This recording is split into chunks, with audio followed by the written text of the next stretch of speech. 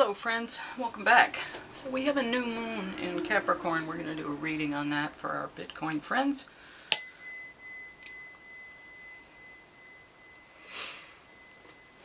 Okay, so what specifically can the new moon tell us, Bitcoiners? What specifically is the new moon about for our Bitcoiners? What's it going to bring to us? Not a price surge. We're dipping right now. Last I saw, we were at 93. So, yeah, not a to the moon.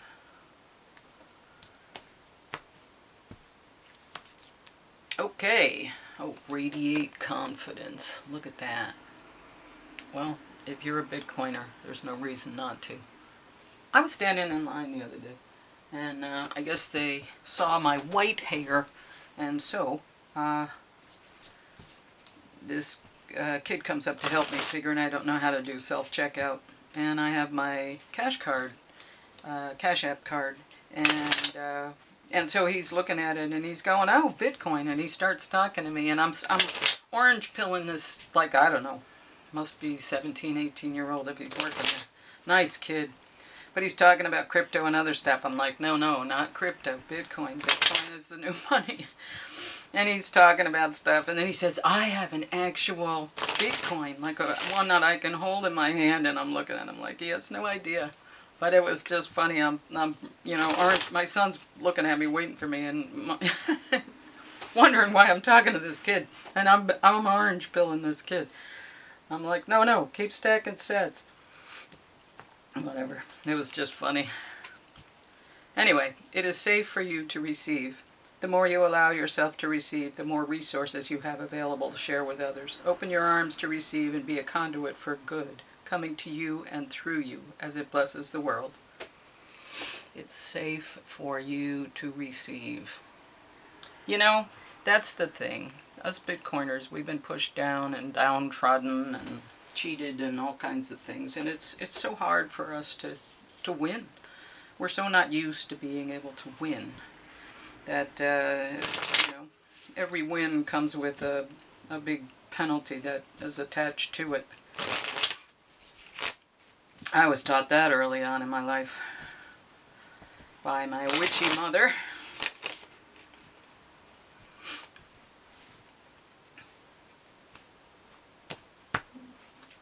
Okay, trust yourself always. Trust others once they've earned it. Yeah, well, that's true. Okay, let's see what else. Moonology. What are you going to have to say about this new moon energy? New moon in Capricorn, the builder.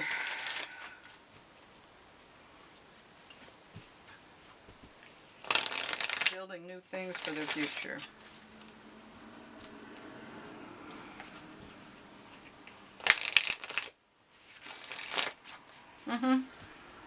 Maybe that was it. Maybe that's why it was the way it is.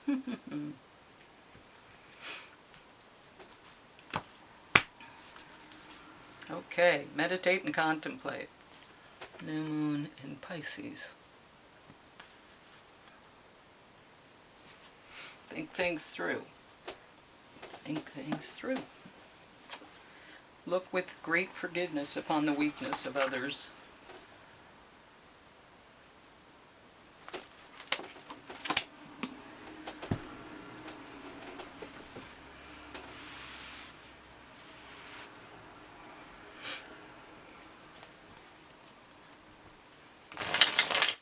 Alright, well, let's see what the tarot is going to tell us about the new moon.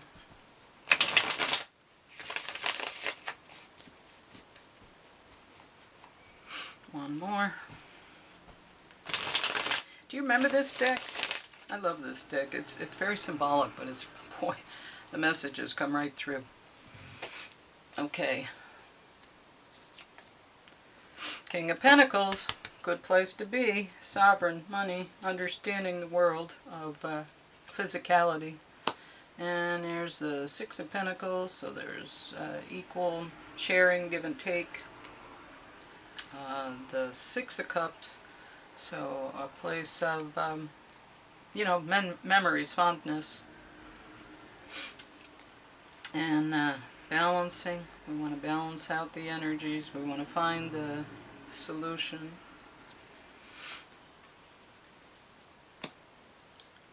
Eight of Swords, so not great. Kind of in your head about it. Ace of Cups.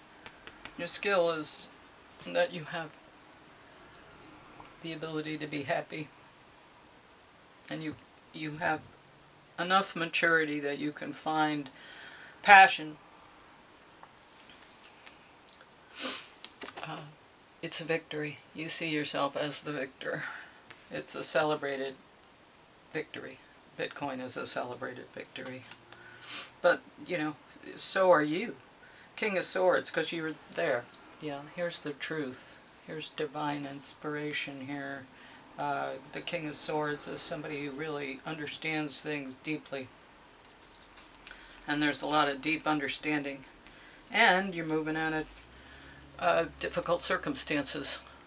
You're moving away and moving into better circumstances. And, you know, here's the dogma. But the Hierophant could also be the structure of Bitcoin, and that Bitcoin exists in a certain way that it's not going to change. They can't change it, and so it has strength because of that. Let's see what the Norman can bring in.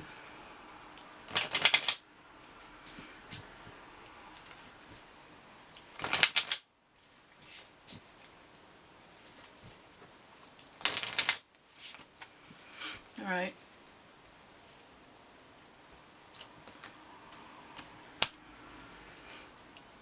People are talking, yeah, about all kinds of things. Like I said, I was in the store, and this kid starts just going on and on about this and that.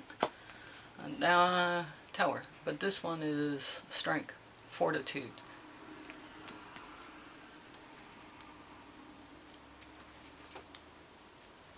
Fish, wealth, and abundance, Bitcoin. So it seems like, you know, you're sitting on the Bitcoin, right? You're a Bitcoiner. You're sitting on your Bitcoin. And it's a time of, you know, equal give and take. You're trying to live in a place of balance and fairness.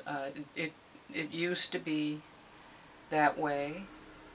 When you were younger, you didn't, you know, really worry about money so much. Other people took care of that, and it was a place where we could be comfortable. Even though you were learning about money, it was a place where you could be comfortable with it, and it wasn't, you know, out of control. But now, trying to keep balance is a lot more difficult. But it's mental entrapment. When you think about the money, it's mental entrapment. When you think about Bitcoin, you think about sovereignty, you think about wealth in a different way.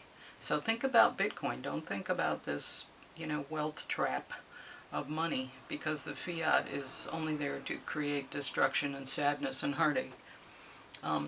There's a passionate thing, and this is what you're passionate about. You're passionate about, this is going to happen, it's going to be real, and it is going to be real, because there's a victory here. You see yourself as the victory. The fact that you did what you did with Bitcoin is providing you with this victorious circumstances. King of Swords is someone who understands. He really understands. This is his channel to divinity, and this is the thoughts and words that you know, come from divine inspiration and knowledge. We're moving out of difficult circumstances and into a better place. The whole world is changing, and you know, it's going to be a different thing. And the structures that exist will have to either modify themselves, or this is the structure of Bitcoin and how it will save us. Because there's keys. You see the keys here up in the top of the hat? These are the keys to, you know, a whole different way of being. This is the keys to a better life, a better existence. Not haves and have-nots. More equality and fairness. Well, at least for us, anyway. There will be have-nots. They have chosen that. They have chosen to be have-nots through their actions.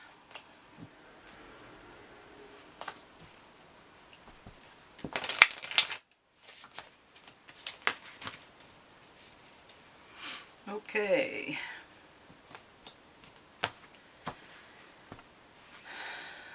Third house, communication. Yep. Understanding the information.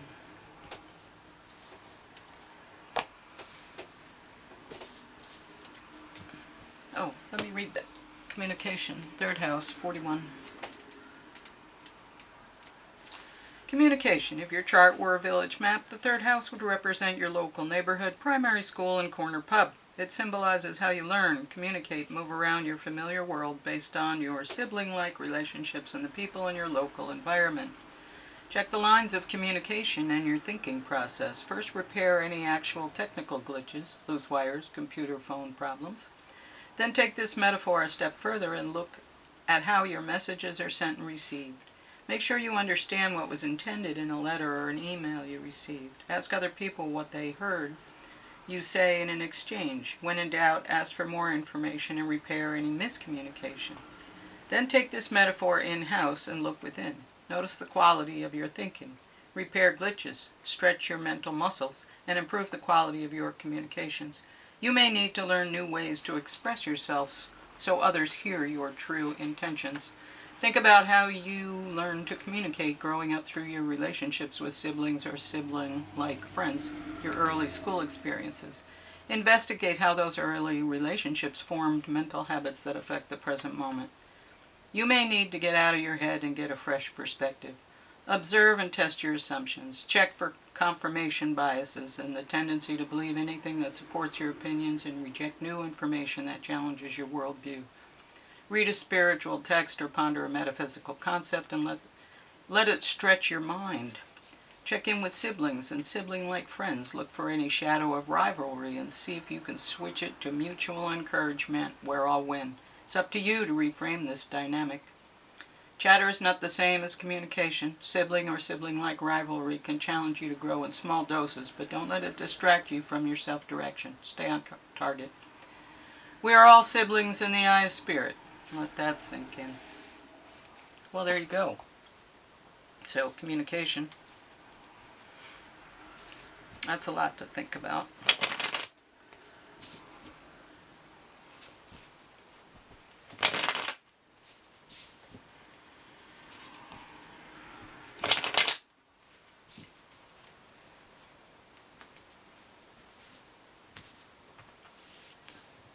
Octopus, ooh, boundaries. Boundaries. Boundaries. Okay, octopus, reaching, yearning, lacking boundaries and direction. The octopus signifies a wonderfully perceptive mind paired with a lack of healthy boundaries. Unfortunately, this results in well-intended but messy relationships. The octopus entwines itself in other people's business and shares their own without restraint. They believe that's what it means to be close. If you notice after spending time with someone that you feel drained or uneasy, the essence of octopus is at play. Begin to establish healthy boundaries. Be patient and firm. It may be a very old habit to change. Interested, engaged, and intelligent. Well, so it seems like you know where you're going and you're headed in a direction. You have passion. You have deep knowing and information. You're already moving in a direction that's going to bring you to a better place. This is not a bad reading. Just, I think it's just more of the same. It's not that we need to take any specific action. It's that we just have to continue being who we are and reaffirming the decisions we've already made. So radiate confidence. Believe that you know who you are. Trust yourself. Radiate confidence, right? Think about it. Know yourself. It's okay. It's safe for you to be who you are. And receive. Well, there you go. Maybe this communication is one that tells you the things you need to hear, and so you can settle yourself and then be more effective as a person. Anyway, hopefully this helped in some manner. Thanks for listening. Like, share, and subscribe if you will, if you haven't already. And I'll see you next time. Thanks.